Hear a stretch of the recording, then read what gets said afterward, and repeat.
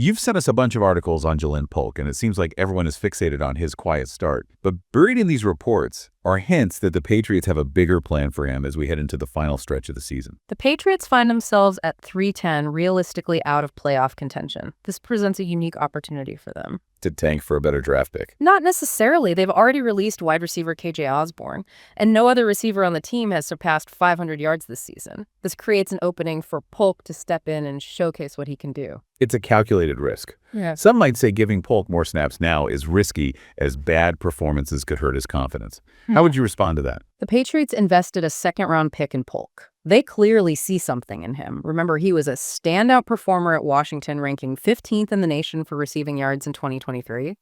He excelled against zone coverage, consistently winning contested catches and utilizing his size to make difficult grabs. The Cardinals, their upcoming opponent, are known for playing a lot of zone coverage. This could be a perfect opportunity for Polk to replicate his college success. So are the Patriots looking at this as an investment in the future, or are they hoping for immediate returns? It's a bit of both. A strong finish to the year could boost his confidence heading into next season. But they're also interested in his connection with fellow rookie quarterback Drake Maye. I'm seeing conflicting opinions here. Yeah. Some say Polk needs more time to develop chemistry with Maye. Others say now is the moment to throw him in the deep end. Can you walk us through both sides of that argument? Building chemistry takes time. Throwing Polk into the fire without proper preparation could backfire.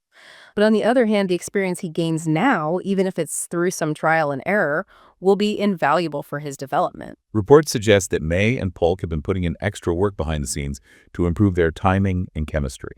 Is there anything specific they might be working on that could translate to on-field success? Polk's ability to win those 50-50 balls could be a game changer, especially in the red zone. Imagine a scenario where the Patriots are trailing late in the game. A fade route to Polk in the corner of the end zone, with him out-muscling the defender for the touchdown. That's the kind of impact we could see if their chemistry clicks. That's a pretty exciting scenario. But what about the other receivers on the team? How does Polk's increased role affect them? While Kayshon Boutte has emerged as a threat in his second year, the Patriots are likely to use these last few games to experiment with different personnel groupings. So it's not necessarily a zero-sum game. Not at all.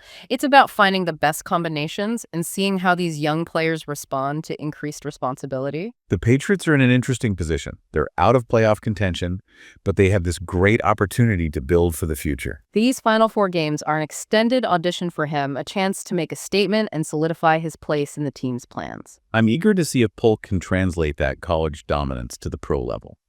What aspects of his game make you most optimistic? His size and physicality make him a difficult matchup for defenders, especially in the red zone. If he can refine his route running and develop a deeper understanding of NFL defenses, he has the potential to be a true #1 receiver. That's a tantalizing prospect for Patriots fans. Let's talk a bit more about the team's emphasis on player development over wins in these last few games. This isn't just about Polk, it's about the long-term health of the franchise. They're prioritizing evaluating young talent and giving them valuable experience. Is this a common strategy for teams out of playoff contention? It's becoming increasingly common. Teams recognize the value of assessing their strengths and weaknesses to make informed decisions about the future. It also sends a message to the players that the organization is committed to their development. Absolutely. It shows that the team is invested in their growth and has a plan for the future. This can be a huge morale boost for young players eager to prove themselves. So even though the Patriots aren't playing for a playoff spot, these games still have significance. Let's talk about another young player who's getting a lot of attention, quarterback Drake Maye. He's shown flashes of brilliance despite only playing in 7 games. Throwing for over 1,600 yards is impressive for a rookie quarterback, but he's also faced his share of challenges. Being a rookie quarterback in the NFL is never easy, but he's shown resilience and a willingness to learn. What can we learn from his performance in these last few games, especially against a tough schedule? These games will reveal a lot about his character and potential. They'll be a true test of his abilities against some of the best teams in the league. The Bills twice, the Chargers, and even the Cardinals, who can be surprisingly tough. It's a trial by fire, but it could be the making of him. The Patriots have a history of developing quarterbacks. Tom Brady is the obvious example. And they're hoping that Maye can follow in his footsteps. It's still early, but he's shown the potential to be a franchise quarterback. This is his shot to prove he can handle the pressure and continue to grow. Okay, let's unpack this decision to release KJ Osborne. It was a surprising move considering their lack of depth at wide receiver. What factors led to his release? His performance might not have met expectations. Maybe the Patriots felt his skill set wasn't the best fit fit for their offensive scheme, or perhaps they saw an opportunity to give younger players like Polk more opportunities. It also creates salary cap space for next season, which is always a consideration. Teams are always looking for ways to manage their cap, and Osborne's release frees up some financial flexibility. His departure opens the door for players like Polk and Boutte to step up. It creates more competition for playing time and gives these young receivers a chance to prove themselves. The Patriots are clearly prioritizing the future with this move. They're making strategic decisions to build a competitive team for years to come. This final stretch of the season is a proving ground for those who want to be a part of that future. The Patriots' remaining schedule offers a mix of challenges and opportunities for their young players. They face the Cardinals on the road this week. It's a winnable game, but the Cardinals are no pushover. They have a dynamic offense led by Kyler Murray. Their defense can be vulnerable, particularly against the run. This could be a good opportunity for the Patriots to establish a balanced attack and build Maye's confidence. Then they have back-to-back games against the Bills, a formidable opponent. How can they use these games to gauge Polk and Maye's progress against a top-tier defense? The Bills' defense is known for its aggressive play and tight coverage. If Polk can win those contested catches against a physical secondary like Buffalo's, it'll be a strong indicator of his potential. For Maye, it's about demonstrating poise under pressure and making smart decisions against a blitz-heavy scheme. Their final game is at home against the Chargers. Justin Herbert and that Chargers offense can put up points in a hurry. This matchup could be a shootout. It will be interesting to see if Maye can keep pace with Herbert and if Polk can exploit any weaknesses in the Chargers' secondary. These last 4 games are going to be a real test for the Patriots, but they can also be viewed as a high-stakes developmental period. Exactly. It's an opportunity to see which players rise to the occasion and who might need more time to develop. Speaking of development, let's dive into some specific aspects of Polk's game that the Patriots might be looking to refine. What stands out to you? His route running is an area where he can make significant strides. Developing crisp, precise routes will make him a more reliable target for Maye. So it's not just about athleticism, but also technique and precision. What specific routes might they be focusing on? Against man coverage, the Patriots could be working with Polk on mastering routes like the dig route or the slant route, where timing and sharp cuts are crucial. Against zone coverage, they might focus on teaching him how to find the soft spots in the zone and sit down for an open reception. It's almost like a laboratory for player development, where the coaches are experimenting with different techniques and approaches. That's a great analogy. It's a low-pressure environment where they can learn and grow without the weight of playoff expectations. The coaches can try different things and see what sticks. This approach could pay dividends in the long run. It's a smart strategy for a team that is looking to build a sustainable, winning culture. Let's talk about the Patriots coaching staff and their role in this process. They have a proven track record of developing young talent. Bill Belichick's system is known for its attention to detail and its emphasis on fundamentals. His assistants are highly respected throughout the league. They have a wealth of experience and knowledge, and they're committed to helping these young players reach their full potential.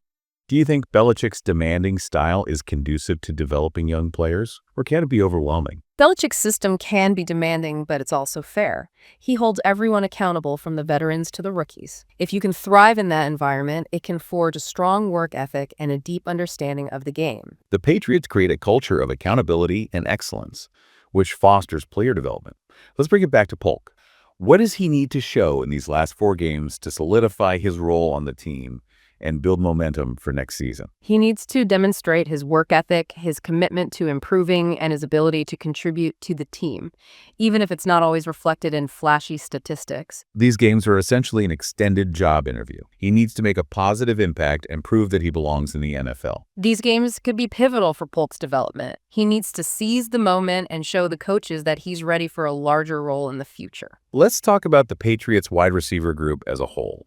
Kayshon Boutte has emerged as a playmaker in his second season. He's a dynamic receiver with the ability to make big plays. Boutte's emergence adds another layer of intrigue to the situation. How the Patriots utilize both Boot and Polk in various formations will be interesting to watch. With Polk's potential emergence, the Patriots could have a formidable duo at wide receiver. They also have other young receivers who are competing for playing time.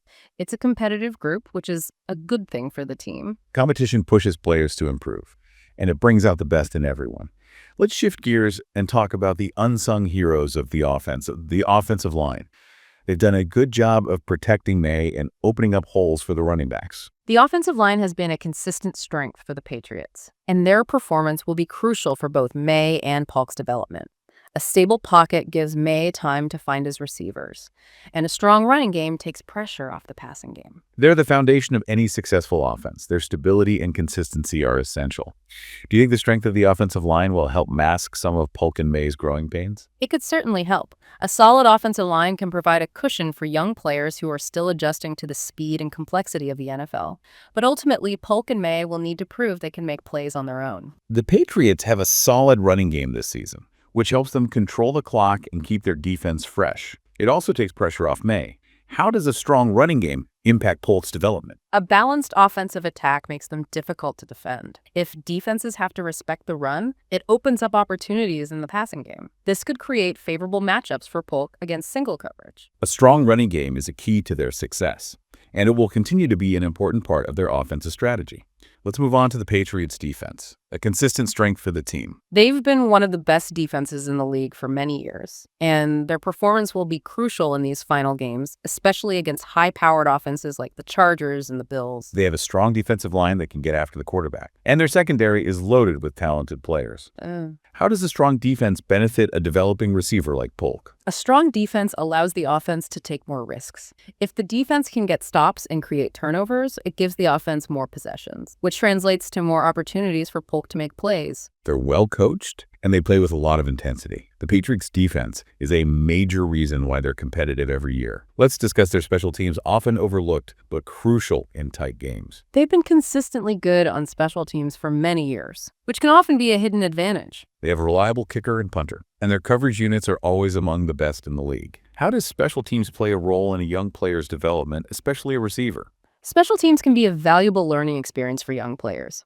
It teaches them the importance of discipline, execution, and attention to detail, qualities that translate to all facets of the game. The Patriots pay close attention to special teams, and it shows in their performance. They're always well prepared, and they execute at a high level. It's a testament to their coaching staff's commitment to all aspects of the game, which creates a winning environment. Let's wrap up by talking about the Patriots' overall outlook for the future. They're a well-run organization with a strong foundation. They have a talented young quarterback in Drake Maye, and they have a proven coaching staff committed to developing their players. The Patriots are in a good position for the future. While they might not be contenders this year, they have the pieces in place to be competitive for years to come. It's an exciting time to be a Patriots fan. The future is bright in New England. They have a strong core of young players, a proven coaching staff, and a front office that makes smart decisions. If they can continue to develop their young talent, they will be a force to be reckoned with in the NFL. This has been a great discussion. Thanks again for sharing your insights. Anytime. It has been a pleasure discussing the Patriots with you. Likewise. It is time to wrap up this episode. Until next time. Goodbye, and see you in the next video.